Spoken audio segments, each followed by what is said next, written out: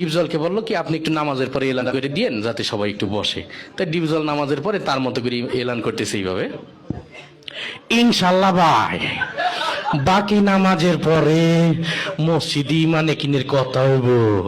ওই মুসল্লি তোরা গলতে ববি, নাইলে কিন্তু সান্ডে মান্ডে ক্লোজ করে দিব, কয়া দিবা লাচ্ছি। তো সবাই তো ভয়ে বসে গেছে, সর্বনাশ যেই লোক এলান করছে না বসলে তো খবরই আছে। তারপরে ওই প্রথম যে ইমানের বিষয়টা, কালেমার বিষয়টা দেওয়া হলো মিশা সওদাগরকে, যে আপনি একটু কালেমার বিষয়টা আপনার মতো একটু সাজাই গুছাই বলেন। তাই মিশা সওদাগর কালেমার বিষয়টা বলতেছে এইভাবে, আমরা দু চোখে যা কিছু দেখি আর না দেখে সব আল্লাহ সৃষ্টি মাখলুক। মাখলুক কিছু করতে পারে না আল্লাহর হুকুম ছাড়া, আর আল্লাহ সব কিছু করতে পারে মাখলুক ছাড়া। তাই যাই হোক সে তার মতো করে বলে গেল। তারপরে নামাজের বিষয়টা ডিপজলকে আবার দিল, যে আপনি একটু নামাজের বিষয়টা আপনার মতো করে বুঝাই বলেন। তা ডিপজল নামাজের বয়ানটা করতেছে এইভাবে, ওই আল্লাহ রাসূল যেমতে যেমতে নামাজ পড়ছে আর সাহাবী গো শিখাইছে অমতেই নামাজ পড়তে হইব। বোঝো নাই মাসলাডা দুধু খা, ওই নৌসাব নামাজ শিখাই দিবি। যাই হোক সে তার মতো করে বললেও। তারপরে জিকিরের বিষয়টা দিয়ে হলো কাবিলাকে, যে আপনি একটু আপনার মতো করে কি জিকিরের বিষয়টা একটু বুঝাই বলেন। তাই কাবিলা জিকিরের বয়ান করতেছে এইভাবে, ওর হালতে মাওলা পাকে জিকির তোমার দিলের ভিতরে টাস টাস দিয়ে বাজতে থাকবে।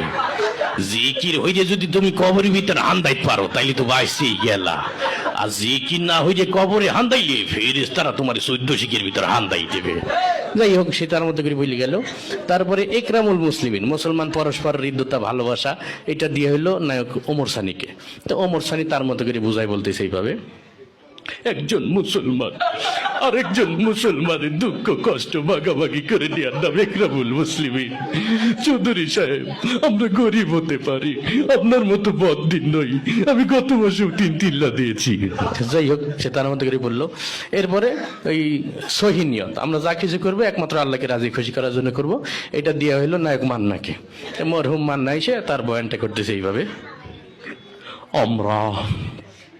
আমরা যা কিছু করব পৃথিবীর কোনো মানুষকে খুশি করার জন্য করব না, সবকিছু আল্লাহকে রাজি খুশি করার জন্য করব।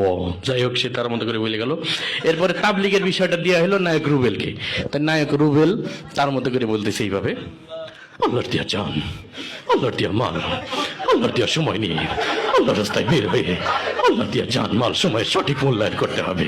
আর জেনে রাখি শয়তান, তুই যদি আল্লাহর দিয়া জান, আল্লাহর দিয়া মাল, আল্লাহর দিয়া সময় সঠিক মূল্যায়ন না করিস, তুই বেঈমান হয়ে মারা যাবি, বেঈমান হয়ে মারা যাবি। এই ছিল আর কি বিষয়টা। এর মধ্যে কি সমালোচনার কিছু আছে?